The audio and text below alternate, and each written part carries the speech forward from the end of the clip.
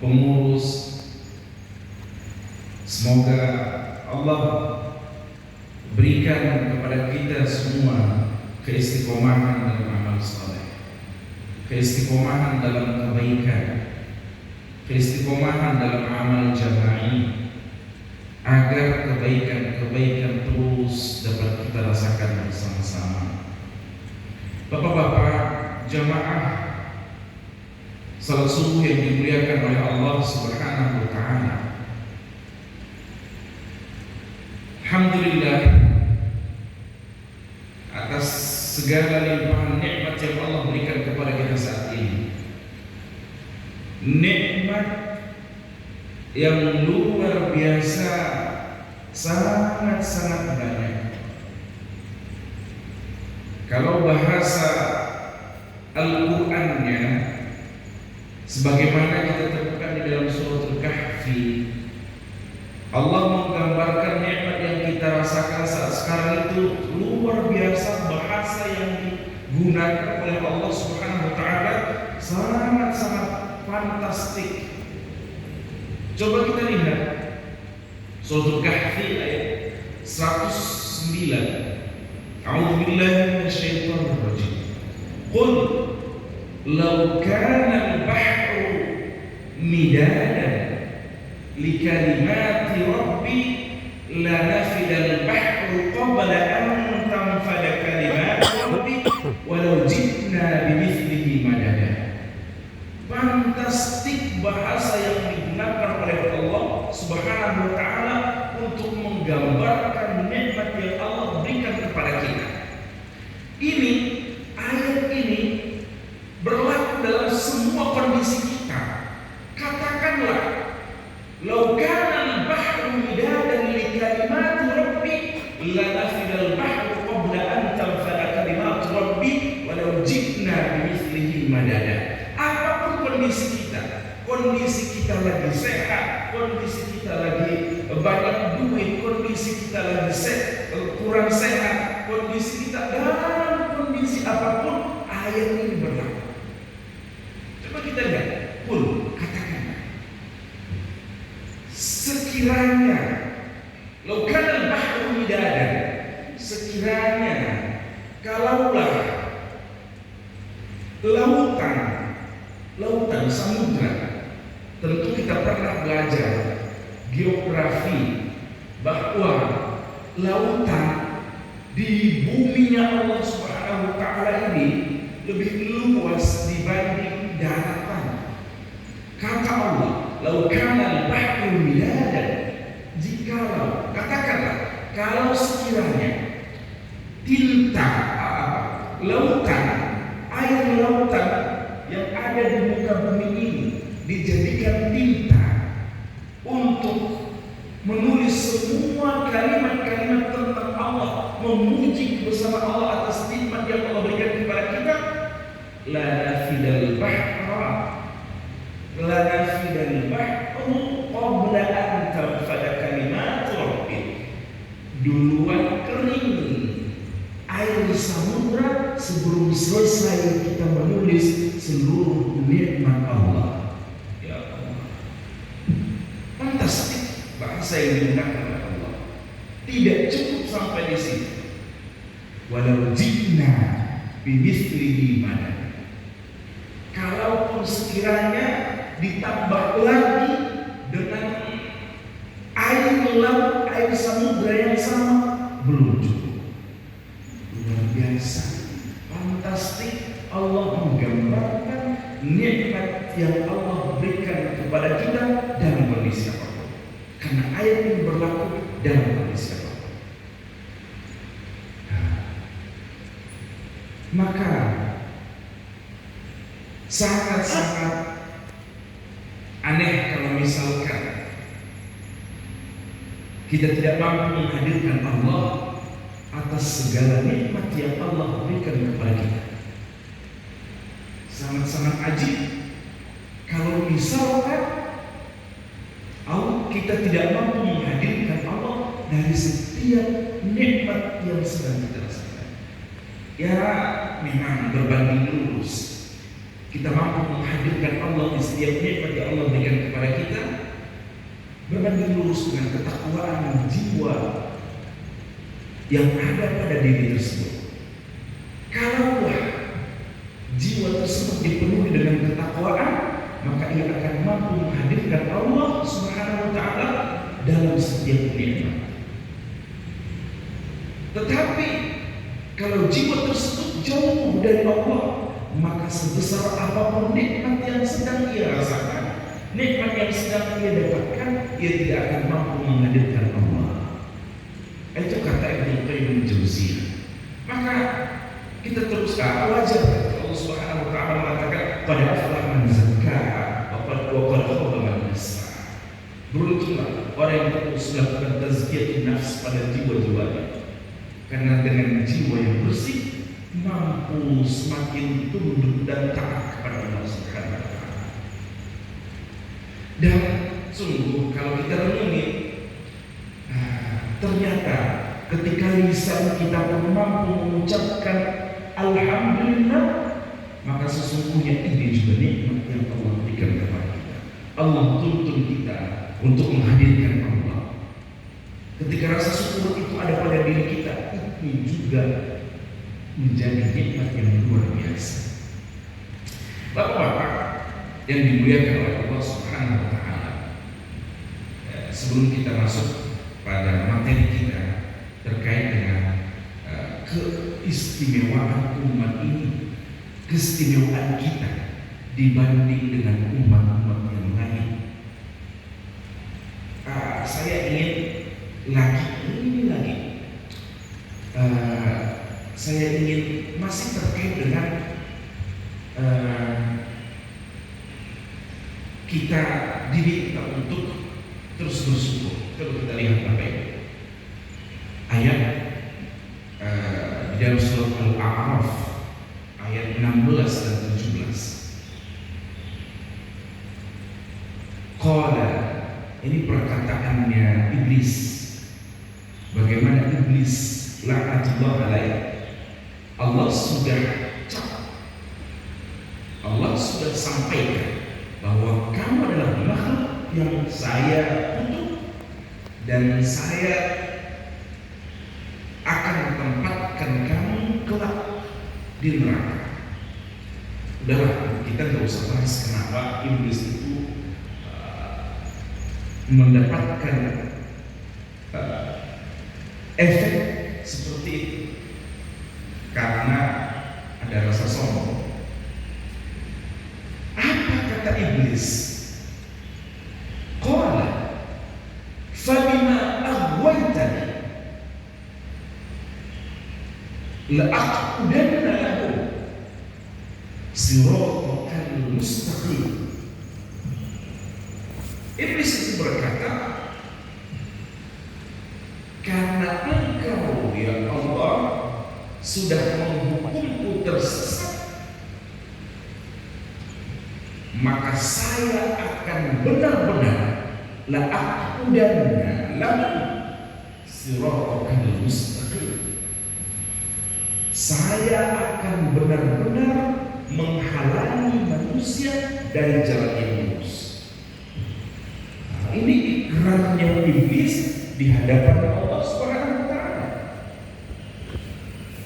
Ikrar Allah, karena engkau telah menghukumku sesat, kata iblis, maka saya akan tidak tinggal diam. Saya akan cari teman-teman saya yang satu jalan dengan saya, yang akan menemani saya sampai masuk neraka. Saya tidak mau sendirian di neraka. La'aqudanna lahum siratal mustaqim. Allah menggunakan bahasa Inggris di sini qa'ada. La'aqudanna, niscaya saya akan duduk, kata iblis. Duduk dari setiap jalan kebaikan-kebaikan, jalan yang lurus. Dari setiap jalan kebaikan di sana ada iblis. Dari setiap jalan kebaikan menuju Allah, di sana ada iblis yang menghalang-halangi. Maka wajar setiap kebaikan yang kita ingin lakukan, lakukan secepatnya. kalau kita tidak menyegerakan kebaikan, di sana ada celah untuk iblis menggoda kita. Inilah kenapa kita tidak boleh bermalas-malasan dalam kebaikan. Inilah lalu kemudian kenapa Allah berikan Rasulullah SAW tuntun kita agar segera ketika bangun dari sholat ada ikatan iblis di sana, agar segera membuka ikatan itu. Jangan pernah kita kasih jeda untuk iblis. Ya kan Allah sudah bilang bahwa iblis itu musuh yang nyata. Itu musuh kita. Terkadang itu permasalahan kita. Inilah permasalahan kita. Kita tidak mengenal siapa musuh, siapa teman. Ini permasalahan kita. Kita tidak kenal siapa musuh kita, siapa teman kita. Yang semestinya itu adalah teman kita, kita jadikan musuh. Yang semestinya musuh yang nyata, kita jadikan teman. Nah, iblis itu tidak akan pernah tinggal diam untuk mencegah manusia dari melakukan amal baik. Tidak cukup sampai di situ ayat ini. Lalu di ayat yang 17,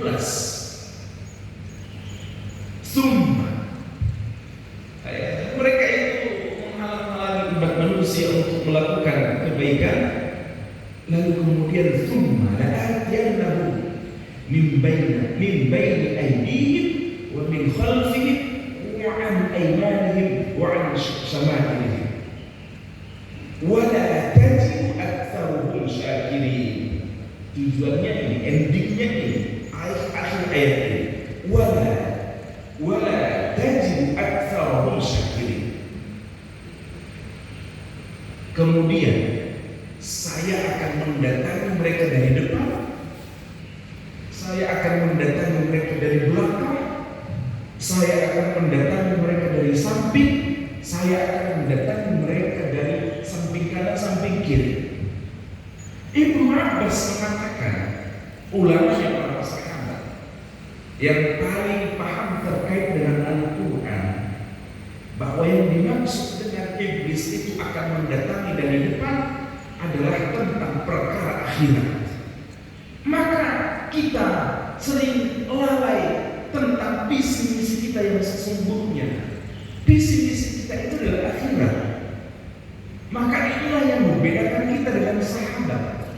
Sahabat ridwanullahi alaihim paham betul tentang misi mereka, paham betul tentang tujuan mereka sesungguhnya adalah akhirat. Tapi ini iblis musuh kita selalu mendatangi kita dari depan untuk melupakan kita tentang masa depan kita sesungguhnya. Maka kita disebut akan dunia kita. Kata Ibnu Abbas, yang dimaksud dalam ayat ini, saya datangi mereka dari belakang, adalah maksudnya menjadikan manusia, menggoda manusia, membuat was-was dalam diri manusia lebih mencintai dunia. Posisi dunia itu di sisi belakang, posisi akhirat itu di depan. Sementara saya juga akan mendatangi mereka dari kanan, dari samping kanan mereka. Maksudnya adalah mereka akan membuat was-was syubhat tentang permasalahan agama. Lalu kemudian mendatangi mereka dari sebelah kiri, maksudnya adalah membuat mereka melakukan suka pada kemaksiatan. Itulah apa yang dilakukan oleh iblis hingga akhirnya wala tajidu aktsaruhum syakirin. Hingga akhirnya saya akan pastikan, bahasanya iblis itu, hingga akhirnya saya akan mendapati mereka, kamu akan mendapati mereka manusia-manusia yang tidak bersyukur. Manusia-manusia yang tidak bersyukur. Baik, tapi menarik ayat ini, kenapa Allah Subhanahu wa Ta'ala tidak sebut di atas? Mendat iblis mendatangi dari atas. Monggo kita cari referensi bersama. Ibnu Abbas juga punya jawaban terkait dengan hal itu. Ya, baik.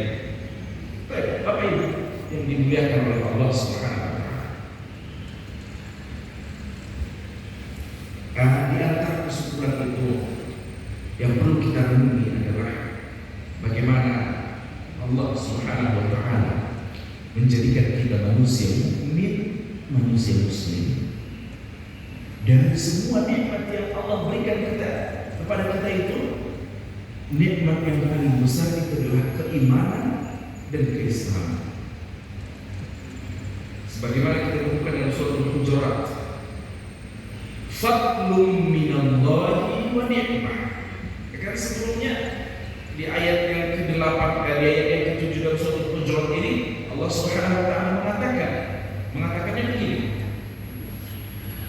Wa habbaba ilaikumul imana wa zayyanahu fi qulubikum wa karaha ilaikumul kufra wal fusuqa wal isyan ulaika humur rasyidun. Tetapi ternyata Allah menghadirkan rasa cinta pada keimanan di dalam hati-hati kita, hingga keimanan itu Allah jadikan wa zayyanahu fi qulubikum. Iman itu menghiasi hati-hati kita, lalu kemudian memberikan efek pada amaliyah kita. Wa karraha alaikumul kufra wal fusuq wal isyan fadlun minallahi wa ni'mah. Ternyata dua kenikmatan yang sangat besar ini, kenikmatan iman, kenikmatan Islam, adalah karunia luar biasa. Fadlun minallahi wa ni'mah. Fadlun wa ni'mah dari Allah SWT. Apakah ada yang menjamin jika orang tuanya muslim, jika orang tuanya mukmin lalu kemudian anaknya nanti mukmin dan muslim? Tidak.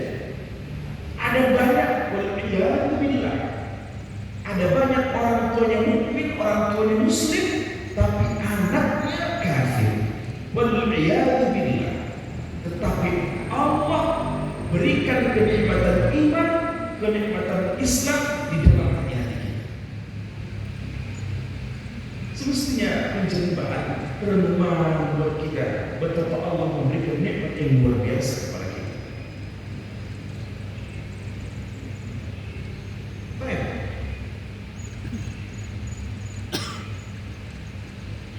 Dan ketika kita menyadari bahwa Allah Subhanahu wa taala memberikan nikmat yang luar biasa kepada kita berupa keimanan dan keislaman, semestinya ada yang harus kita ubah kesadaran kita bahwa kita adalah manusia terbaik secara personal, kaum terbaik secara sosial yang Allah berikan, yang Allah hadirkan ke muka bumi.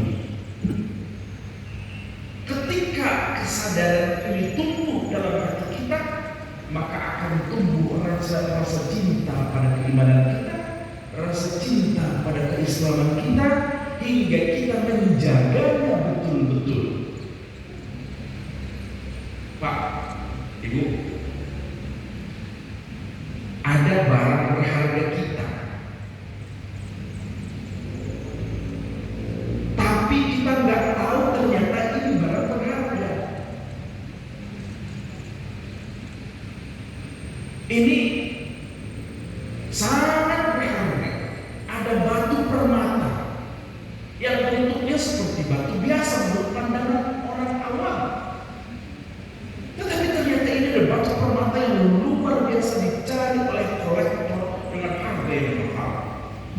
Karena kita tidak paham kalau ini barang berharga, kita menyepelekannya, kita taruh di mana-mana, hingga akhirnya orang mengambilnya, hilang dari diri kita. Baru ketika itulah keluar-keluar, ini barang mahal, ini barang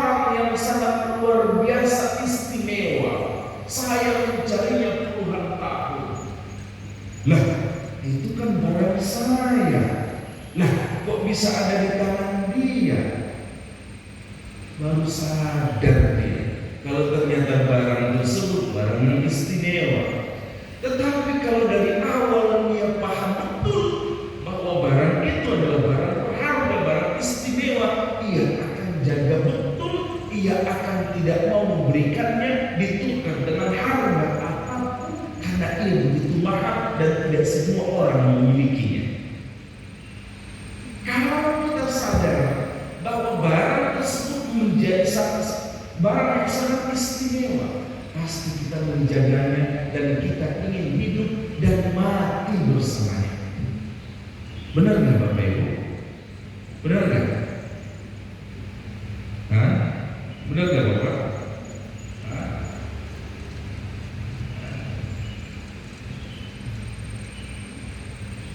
Mudah-mudahan kita paham betul bahwa nikmat yang Allah berikan kepada kita berupa keimanan dan keislaman ini sangat-sangat istimewa, sangat luar biasa, yang tidak semua orang memilikinya. Hingga akhirnya ketika kita paham betul bahwa ini adalah luar biasa, keimanan yang ada pada diri kita, keislaman yang ada pada diri kita, kita tidak ingin menanggalkannya, meletakkannya dalam kondisi apapun, dalam permasalahan apapun. Kita tidak mau ia lepas dari kita. Kita ingin hidup bersamanya, kita ingin mati bersama. Ya, kata Allah Subhanahu wa taala,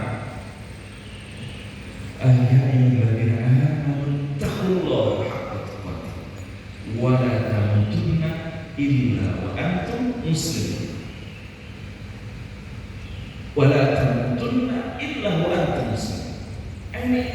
Ini Allah Subhanahu wa taala menyampaikan kepada kita, dan janganlah kalian mati meninggal kecuali kalian berada dalam keislaman yang baik.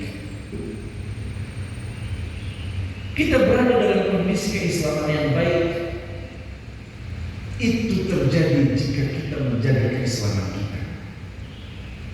Dan kita bisa menjaga keislaman kita jika kita betul-betul paham menjadi seorang mukmin, menjadi seorang Islam, menjadi seorang Muslim adalah sesuatu yang sangat berharga, yang sangat istimewa. Kita manusia yang luar biasa. Kita manusia istimewa yang Allah pernah hadirkan ke muka bumi ini. Tapi terkadang saya beribu-ribu saya. Ada banyak orang yang gagal paham untuk memahami nikmat yang sangat luar biasa ini. Gagal paham dia memahami tentang nikmat yang Allah berikan kepada kita ini. Nikmat yang luar biasa yang Allah berikan kepada kita ini. Yang ada justru mengikut kepada budaya-budaya yang bukan lahir dari Islam, budaya-budaya yang dilahirkan oleh orang-orang kafir, baik secara zahiriah dan tentu ketika kita meniru secara zahiriah budaya-budaya kafir, budaya-budaya orang-orang yang tidak Muslim, maka itu akan membekas di dalam hati seseorang. Secara zahir meniru budaya orang-orang kafir, mau tidak mau itu akan memiliki efek pada hati yang meniru tersebut. Mau disadari atau tidak, gaya apapun itu yang datang dari kafir, yang datang dari barat, yang bukan itu datang dari Islam, secara zahir menjadi budaya kita, mau tidak mau itu memberikan efek pada hati kita. Waliyadzubillah.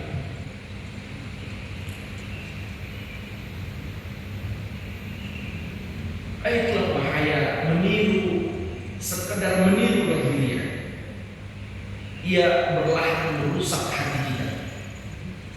hingga akhirnya kita lalai merenungi karunia yang Allah berikan kepada kita, karunia keislaman, karunia keimanan. La haula wala quwwata. Baik Bapak Ibu yang dimuliakan Allah Subhanahu wa taala, di antara keistimewaan yang Allah sematkan pada diri kita, Allah begitu gamblang menyampaikan hal ini kepada kita di dalam Al-Quran. Satu di antara banyak keistimewaan yang Allah berikan kepada kita, begitu gamblangnya Allah sampaikan kepada kita di dalam Quran surat Ali Imran ayat 110. Ini ayat yang sangat familiar bagi kita. Kuntum tebak apa lagi? Ya. Kuntum khayra ummatin ukhrijat linnas ta'muruna bil ma'ruf wa tanhauna 'anil munkar wa tu'minuna billah.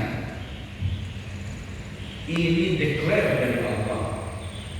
Ini apa yang Allah sampaikan kepada kita agar kita paham betul bahwa kita adalah umat terbaik.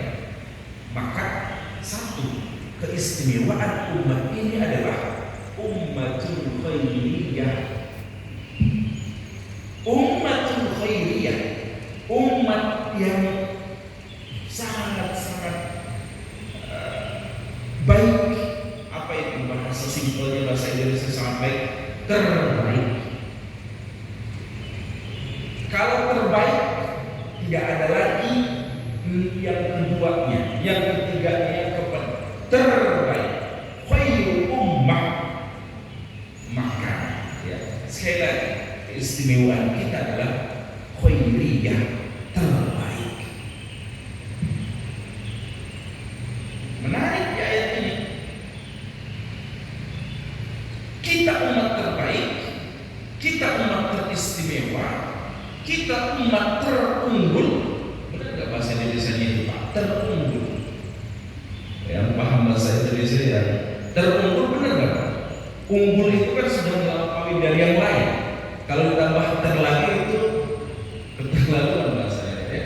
Umat Pak yang lebih dari yang lain. Tetapi khairiyah ini memiliki syarat.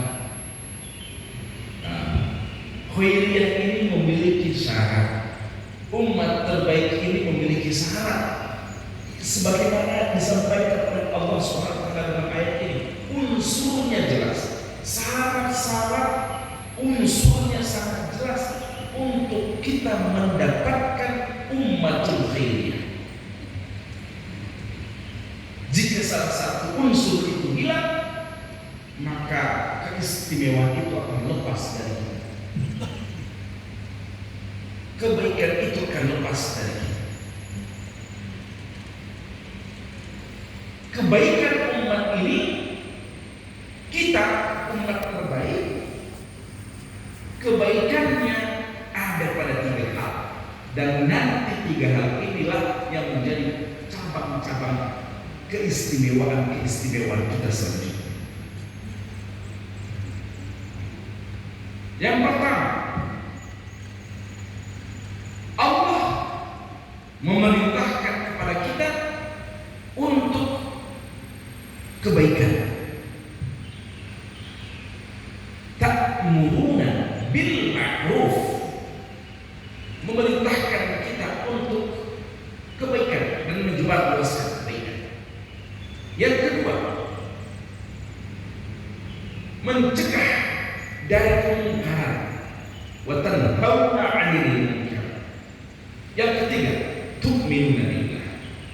Susunan katanya juga benar.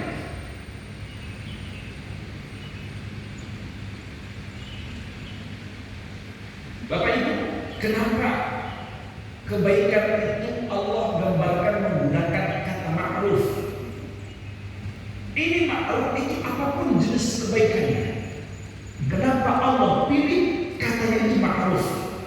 Ma'ruf itu terkenal secara bahasanya. Arafa ya'rifu, ma'rufun terkenal, masyhur terkenal. Kenapa kebaikan-kebaikan itu Allah Subhanahu wa ta'ala menggunakan kata ma'ruf, melakukan ma'ruf, melakukan kebaikan? Dan kenapa keburukan itu Allah Subhanahu wa ta'ala menggunakan munkar? Ingkar, asal katanya angkar yang ingkar wa munkar.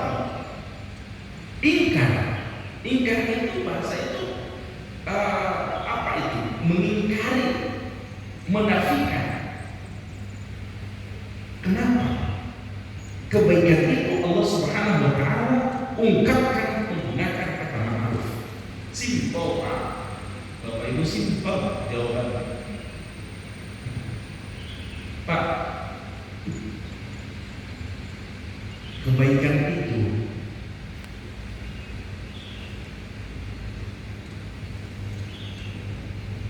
adalah ma'ruf. Ma'ruf itu adalah segala sesuatu yang dibanggakan oleh orang dan membuat seseorang, jika orang lain mengetahui tentang dirinya, itu ia begitu senang. Bapak Ibu, kalau orang mengetahui Bapak Ibu melakukan sedekah, senang. Kalau kita melakukan membantu orang lain dan kita itu ingin diketahui oleh orang lain. Kalau kita ingin melakukan kebaikan apapun kebaikannya, sekecil apapun kebaikannya, pasti kita merasa agar senang. Kita itu merasa senang jika orang mengetahuinya. Itulah kenapa disebut ma'ruf. Kebaikan-kebaikan yang kita lakukan pasti kita senang itu diketahui oleh orang lain. Walaupun pada hakikatnya kebaikan itu harus disembunyikan, tetapi secara fitrah manusia, kebaikan-kebaikan itu sesuatu yang disenangi diketahui oleh orang. Makanya Allah menggunakan ma'ruf adalah setiap jenis kebaikan. Ingkar, sesuatu yang munkar, sesuatu keburukan yang tidak ada seorang pun menyukainya untuk diketahui orang lain. Hatta orang yang melakukannya. Seseorang melakukan mencuri, ia akan mengingkari kalau dia mencuri. Seseorang yang melakukan zina, ia akan mengingkari kalau itu perbuatan zina, kecuali orang yang sudah melampaui batas. Keburukan apapun, seseorang itu pasti tidak mau untuk diketahui oleh orang lain, bahkan ia mengingkari keburukan itu sendiri. Sesuatu yang diingkari keberadaannya, maka setiap keburukan Allah gambarkan dengan munkar. Ma'ruf, munkar. Ma'ruf, sesuatu yang disenangi diketahui oleh orang banyak. Munkar, sesuatu yang tidak disenangi atau diingkari oleh orang, hatta yang melakukannya. Nah, ini menjadi sebuah syarat, menjadi sebuah unsur agar kita menjadi khairul umat terbaik. Kebaikan itu membudaya, kebaikan itu disebarluaskan, sementara keburukan dicegah dan menjadi budaya untuk saling mencegah keburukan. Jika ini hilang, ya wes, keistimewaan yang pada dasarnya Allah kasih kepada kita hilang, lenyap. membiarkan kemungkaran, tidak peduli dengan orang lain untuk kita ajak kepada kebaikan. Kita ingin masuk surganya sendirian, sudah tidak peduli pada orang lain untuk melakukan kebaikan, mencegah kemungkaran, ya wes, hilang unsur kebaikan umat ini. Sudah sama kita dengan orang kafir, budaya orang kafir. Saya punya teman, mungkin juga bapak-bapak tahu ya, kalau di Eropa itu lama dia tinggal di Eropa, dia nggak peduli dengan tetangganya, dia nggak kenal dengan tetangganya. Benar nggak bapak? Ibu? Ya. Tahu terkait dengan hal ini. Orang-orang Eropa berpuluh-puluh tahun tinggal di rumah itu, dia nggak kenal sama tetangganya. Apa nilai kebaikan? Allah hadirkan kita sebagai Muslim. Di sana ada unsur untuk kita menjadi umat terbaik, peduli pada orang lain, peduli pada diri kita, membudayakan kebaikan, membudayakan tidak menormalisasi keburukan. Saat keburukan menjadi normal bagi kita, ya udah hilang. Saat keburukan normal dianggap sesuatu yang normal, hilang kebaikan. Dan yang menarik, syarat yang ketiga, tuh minum nabi.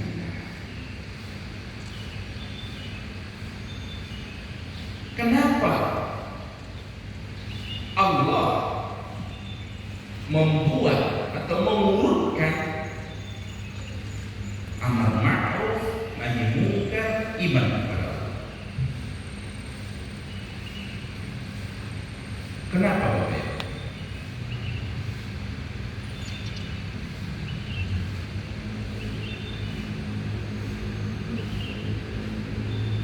Karena mungkin saja seseorang penuh dengan kedermawanan, dengan sisi kemanusiaannya, dengan rasa kemanusiaannya. Banyak publik figur, baik olahragawan, baik artis, sangat-sangat dermawan.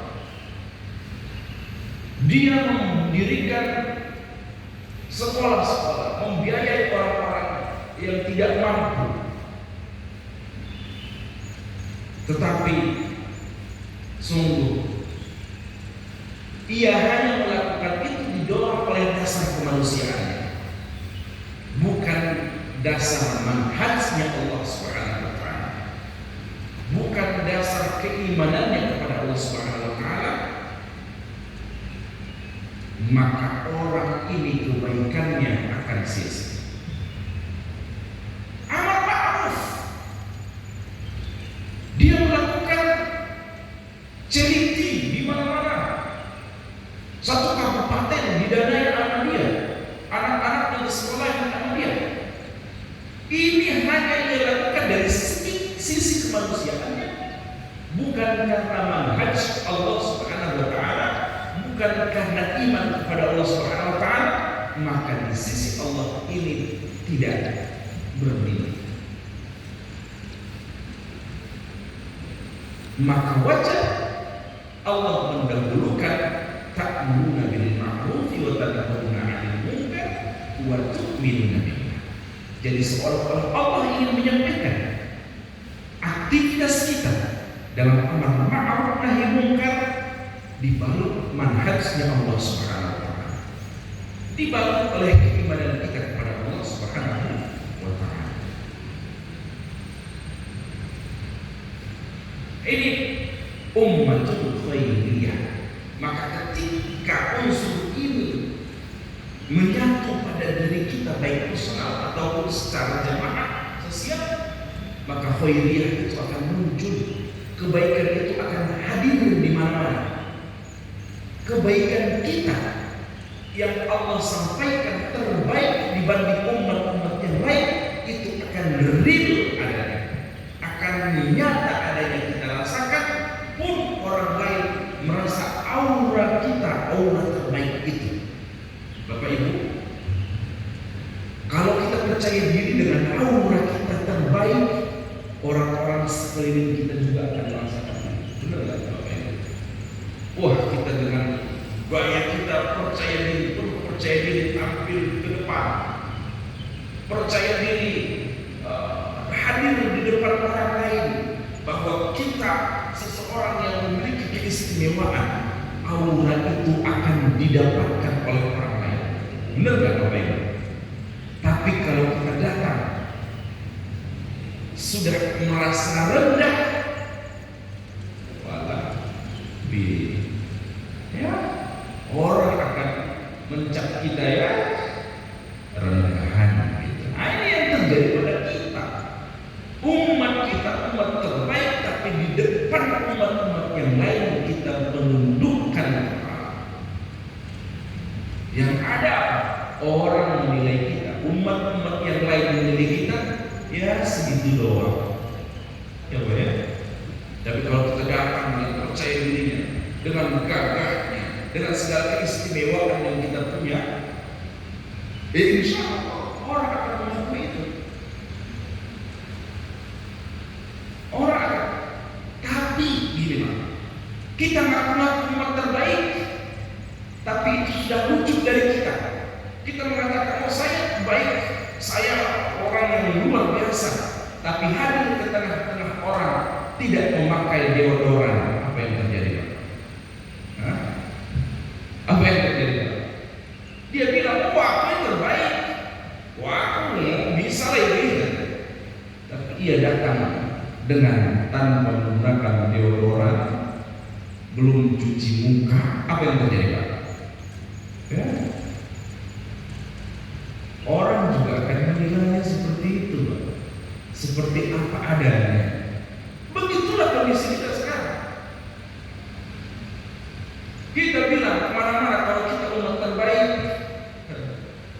tapi kita muncul ke permukaan tanpa cuci muka. Umat terbaik dari mana?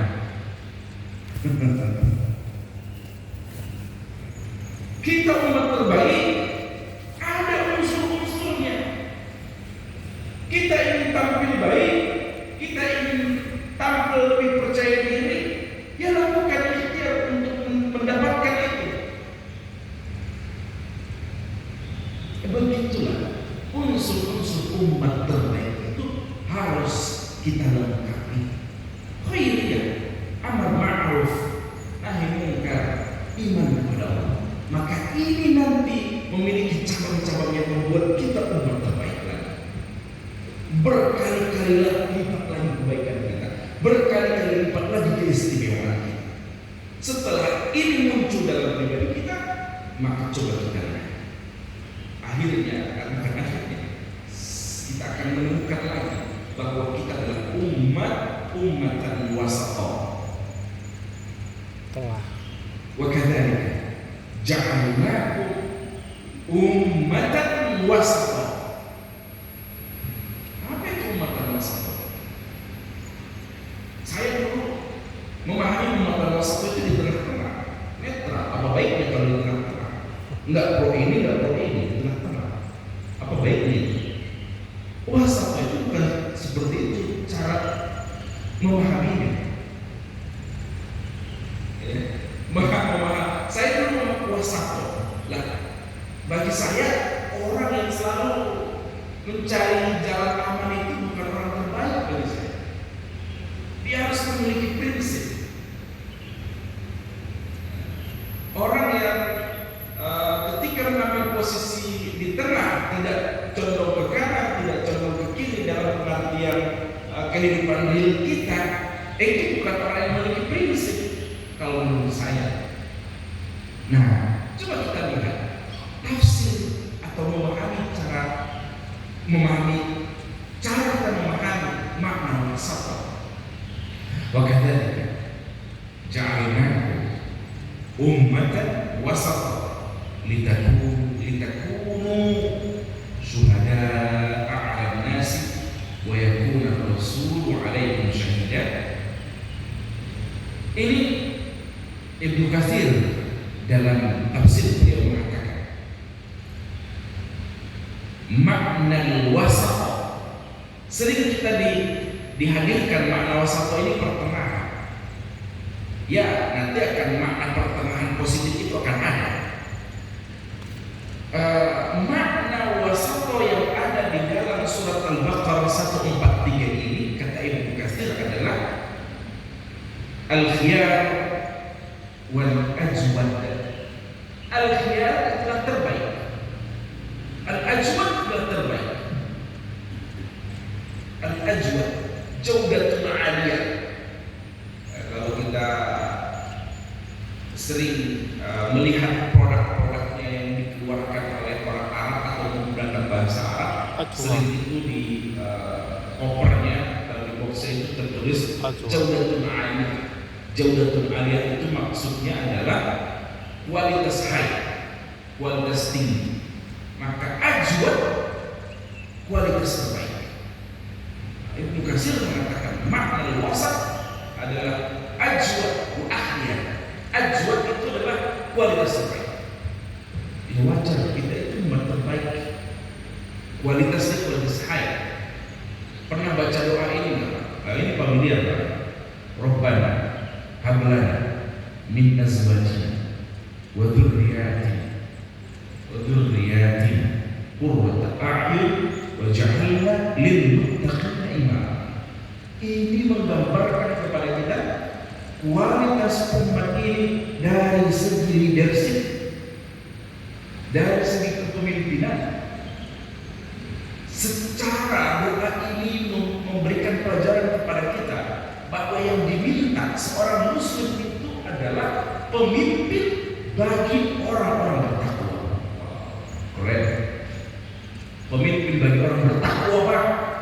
Orang bertakwa itu adalah kelas tertinggi dari segi penghambaan kepada Allah. Derajat tertinggi yang Allah berikan kepada hambanya adalah orang-orang muttaqin. Allah menyuruh kita untuk berdoa menjadi pemimpin bagi orang-orang muttaqin. Luar biasa. Kualitas kita high-nya luar biasa. Kualitas tinggi dari segi leadership. Kita tidak dihadirkan untuk menjadi pemimpin bagi orang-orang bodoh. Kita tidak dihadirkan menjadi pemimpin bagi orang-orang biasa. Seorang muslim itu hadir menjadi pemimpin bagi manusia-manusia pilihan. Amin. Kita kualitasnya luar biasa. Muslim itu luar biasa. Tapi terkadang kita tidak paham kualitas kita. Ya orang menganggapnya rendahan. Ibnu Katsir mengatakan dalam kitab beliau Tafsir Ibnu Katsir, makna wasat akhyar ajwad. Ajwad itu kualitas tertinggi. Maka ada dalam kitab Ibnu Katsir juga mengatakan, beliau memberi contoh dalam kata bahasa Arab biasa yang sering menggunakan kata wasat. Quraisyun awsatul Arab nasaban wa daran. Quraisy itu adalah nasab terbaik, keturunan terbaik secara kualitasnya. Audaran. Daran itu Pak, daran itu ini dalam masalah terbaik ada dar, beda Pak, beda maknanya. Baitnya rumah tempat tinggal kita secara keluarga. Kita, istri kita, istri satu, istri dua, istri tiga, istri empat, dalam satu tempat, itu namanya dar. Maaf, salah. Itu namanya bait bersama anak kita. Tetapi kalau dar itu adalah rumah si fulan, rumah kakek, dan dia di sampingnya ada rumah orang tua kita, rumah paman kita, rumah ini yang masih satu keturunan.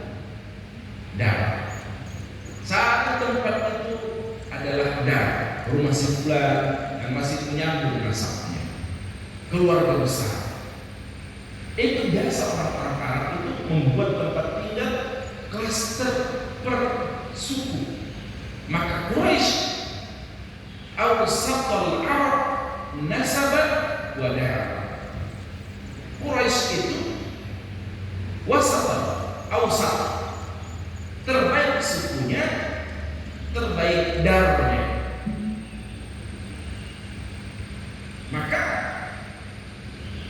Ibnu Katsir menyimpulkan bahwa makna wasat adalah terbaik.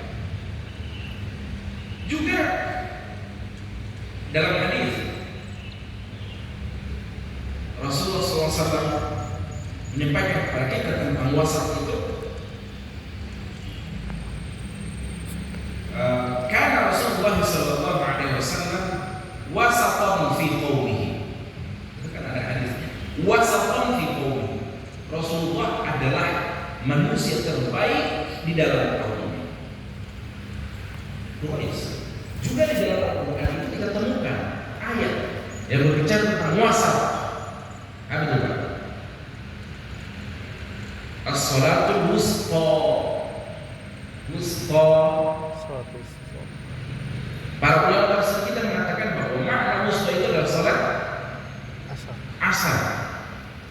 Dan salat asar itu dijadikan sebagai salah satu ciri-ciri orang munafik dan salah satu salat yang paling malas dilakukan oleh orang-orang munafik. Dan di antara salat-salat itu karena yang terpilih, maka ummatun wasatah, umat terbaik.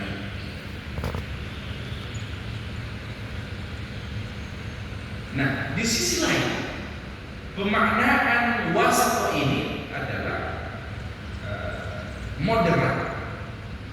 Moderat itu adil, bukan makna tidak memiliki sikap ya Pak ya. Ketika A, si B berantem, si A benar, si B salah, tetapi kita di tengah-tengah, itu tidak benar itu. Benar kan? Yang benar ya kita. Maka wasatah di sini maksudnya adalah moderat dari segi syariat. Contoh sederhana dalam masalah ibadah, Islam tidak membiarkan seseorang membujang seumur hidup. Di sana ada sunnah menikah, tapi coba kita lihat, ada syariat-syariat yang mereka mengatakan rahim itu tidak perlu menikah. Ada kan melampaui batas. Dalam masalah harta, pengelolaan harta, kita tidak seperti sosialis, kita tidak seperti komunis, tetapi kita adalah umat yang wasat dalam mengelola harta. Islam mendorong bekerja keras mencari rezeki untuk mendapatkan maisha dan kehidupan belanja yang halal, tapi juga kita dilarang untuk rakus. Kamu bekerja terus sampai kamu dapat harta yang banyak, tapi kita tidak disuruh untuk kikir. Kikir itu tercela, bakhil itu tercela.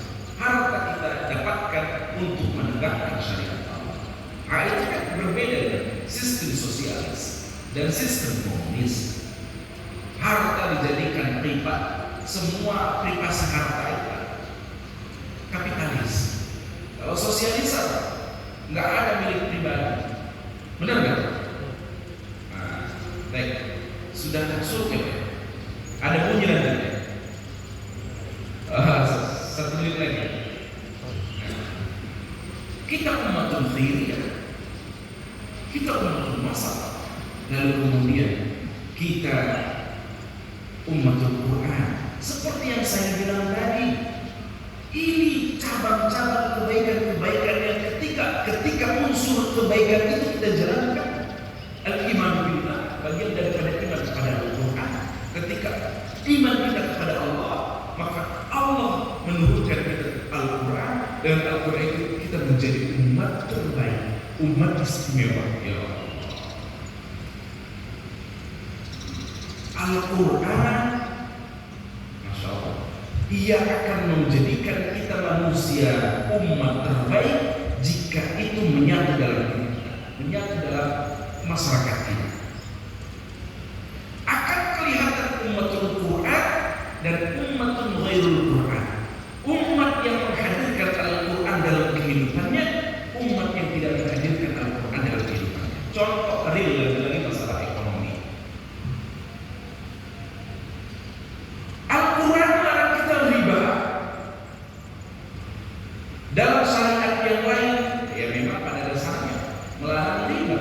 kenyataannya. Atau di dalam Al-Quran itu ada berbicara tentang akhlak, ada berbicara tentang akidah, ada berbicara tentang ibadah. Yang itu kalau kita berbicara tentang ibadah yang sesuai dengan fitrah manusiawi kita. Kalau berbicara tentang akhlak yang sesuai dengan fitrah manusiawi kita. Kalau berbicara tentang akidah yang sesuai dengan fitrah manusiawi kita, berbeda dengan apa yang dijadikan landasan untuk beragama dan kita agama yang lain. Ibadah seperti tadi keluar dari fitrah manusiawinya. Ibadah keluar dari fitrah manusiawinya. Akhlak keluar dari fitrah manusiawinya.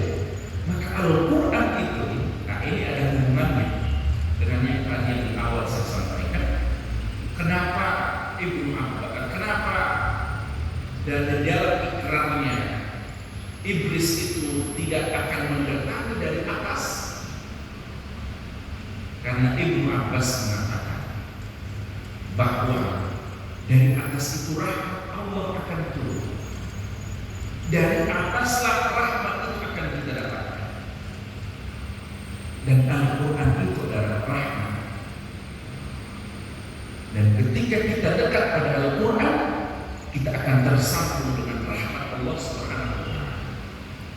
Maka salah satu cara ikhtiar kita agar iblis itu punya pertimbangan luar biasa untuk mendekati kita dekati Al-Quran.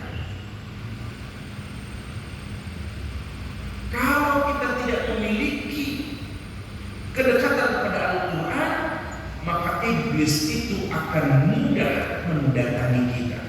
Mudah mendatangi dari depan, dari belakang, dari kanan, dari kiri. Tapi jika kita dekat pada Al-Quran, rahmat itu mendominasi, memuncul kepada kita, memenuhi bagian depan, belakang, kanan, dan kiri. Maka iblis itu tidak leluasa untuk memberikan pengaruhnya pada kita. Memberikan pengaruhnya pada kita. Ya, kenapa? Lalu kemudian yang ketiga, yang keempat, kenapa kita umat terbaik? Karena umatul tauhid. Umatul tauhid. Umatul tauhid. Karena kita banyak lagi penyebab-penyebabnya kita menjadi umat terbaik. Ya, Bapak Ibu, mungkin cukup sampai di sini, ya, Bapak Ibu. Ya. Mudah-mudahan hal yang singkat ini bermanfaat buat saya khususnya dan kita semua pada umumnya. Mudah-mudahan membuat atau menghadirkan wasilah ikhtiar menetapkan hidayah di dalam hati-hati kita semua. Barakallahu li wa lakum. Jazakumullahu khairan katsiran ala husni istima'ikum wa husni mutatabi'atikum. A'udzu billahi minasyaitonir rajim. Bismillahirrahmanirrahim. Wal 'asr innal insana lafi khusr illa alladziina aamanu wa 'amilus shalihati wa tawassaw bil haqqi wa tawassaw bis sabr. Subhanakallahumma wa bihamdika asyhadu an la ilaha illa anta astaghfiruka wa atubu ilaik. Wassalamualaikum warahmatullahi